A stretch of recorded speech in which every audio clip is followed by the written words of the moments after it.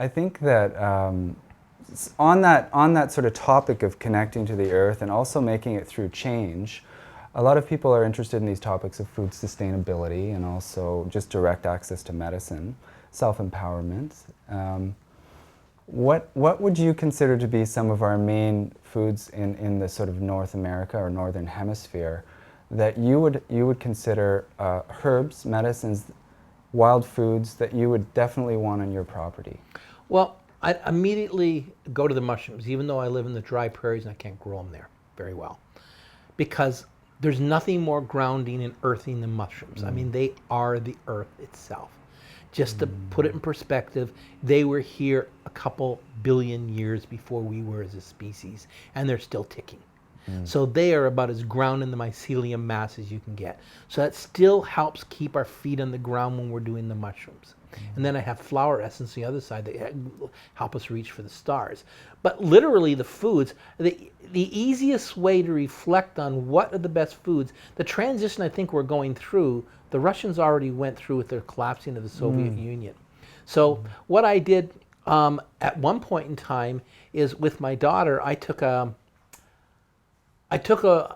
month travel along the Siberian Railroad and saw how the gardens were there, the Anastasia prophecy, the Anastasia things, and seeing how they literally, grew their cabbage, grew their potatoes, grew their various root vegetables and stuff like that, literally created their cold frames and their cold cellars and be able to work with that. So on a low budget, on a low budget. And so that's literally the base sustainable level of it.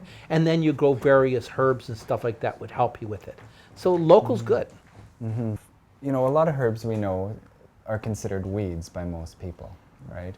And so the things that are growing on the property, like the nettles, the burdocks, the rose hips, are there certain herbs that are sort of aside from the mushrooms that really stand out for you, for people the barnyard, to have a core relationship with? I call those the barnyard herbs. Unfortunately, I got a barn in my yard, so I really like them. Yeah. Those barnyard herbs are the sustainers, the dandelions, right, the burdocks and the nettles. They grow themselves. You betcha. Yeah.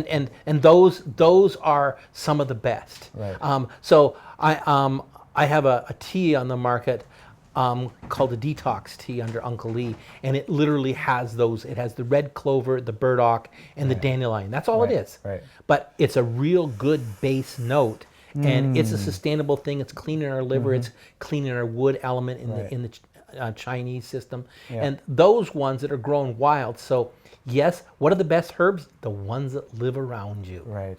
Yeah. Those are the best herbs. So you live in the boreal forest. You've got a great resource there. Right. Wonderful. All of those things will bring us back into our root bases. Right. So we're talking root crops, we're talking aren't we? Roots, yeah. And so it probably is really good to be eating the radishes, the turnips, the rutabagas of the world, because and the beets. Those things will help create a little bit more grounding with us. Maybe working a little bit of pottery, maybe working with some rocks and stones. Well, that's interesting you'd say that, because I've come across this book recently called Earthing. Yeah, we use it in our college.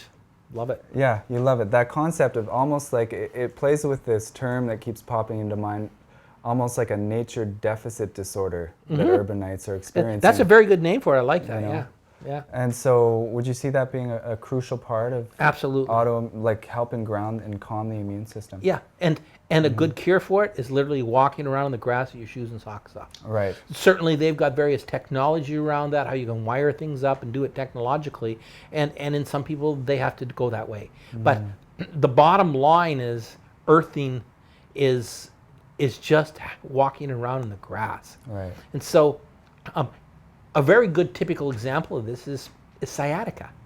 A lot of people have sciatica because they're not grounded. And if I can get a person to squat and pick up some rocks, crawl rock picking, I can usually get the sciatica out of them pretty fast. And it's literally touching rocks and stretching their back while they're doing it. And so that's another form of this whole earthing type phenomenon. The yoga of gardening, or the yoga of just being out on the earth. Exactly, and you're quite right. What is one of the best healers? Gardening. And people who hate weeding, I love weeding. I mean, oh my God. I'm sitting there, I'm doing a form of meditation, and before I know it, I got a bunch of food to eat. I got the stuff I just waited I could eat, and I got more cabbage or more broccoli or more whatever later down the line. So I'm getting 3 bangs for my buck when I'm eating. This is pretty good industry, really. Yeah. Yeah. So, and I know in a lot of traditional texts, there's it really, whether you're talking to traditional healers in South America or you're over in Asia, India, you're looking at the balance between the masculine and the feminine a lot of the time. And I know we've been going through a lot of struggles as a species with our relationship with the masculine and the feminine, especially, I guess, in the sort of colonial front, like the European nations, but possibly globally. And I notice in my classes, it's mostly women coming out to the classes wanting to learn about the plants. I don't know if that's just a Winnipeg thing, but do you see, how do you see this relationship to the feminine playing out in our time right now? Well, I can reflect on that in several levels. And we had the same phenomena that you're talking about with 80-90% women and 10 to 20% males. But that shifted in the late 90s for us. And there's sometimes we're seeing more men than women in the big cities, because literally a lot of men have been demasculinized. I mean, for various reasons. There's no, like, you used to know you're a man because you're a postman. Now you're not a postman anymore. Right. You're a garbage man. You're not a garbage man anymore, or whatever. They were actually in their title. And so a lot of men have been demasculinized by many different techniques, and therefore they might be the women in the classrooms right now. In fact, it used to be the only time I got male patients is their wives would bring them in. Now I've got a lot of women that the female lawyers, that their husbands are bringing them in. Right. So there has been a big shift in that, but I'm completely convinced that we're moving into the feminine right now. I really think these evolutionary things that we deal with are literally the kundalini of the planet. And the kundalini of the planet has a 5,125-year cycle. And it changes every 5,125 years, and we're coming up to that. We're at 1159 right now. At the end of this year, 2012, we're basically going across that. And the Kundalini looks like it shifted from a great big huge pyramid in the Tibetan area over to one in Chile right now. So it's already moved. And I'm under the impression that we're seeing way, way more feminine energy coming out. Like we're moving into the matriarchy again. So we had two cycles, 5,125 years, or in this case, a little over 11,000 years, of the phenomena of the masculine. Now we're going into the feminine. We don't know yet if it's going to be a male-feminine balance. Right. But we have been in matriarchy in the past. Right. You look at all the old archaeological digs past 10,000 years, and they're feminine. They were all earth goddess figures and stuff like that. And it's very, in fact, I've been doing a course on that lately, just watching the old ruins. Of course, classic history right now says that we started with the Sumerians in Mesopotamia. There's cultures that are way, way older than that. We got solid archaeological, but they don't want to change their mind. They're still dinosaurianism. They're too stiff yet.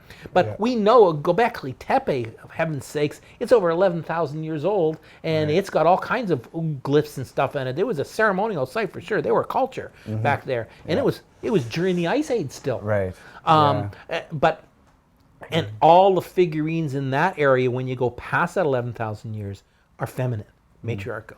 So I'm suggesting we're moving back into that era. It's that kind of phenomena. So, but these things move over hundreds of years, not 5 years. Right. But who knows? It could be a flick of a switch. Everything seems so fast right now.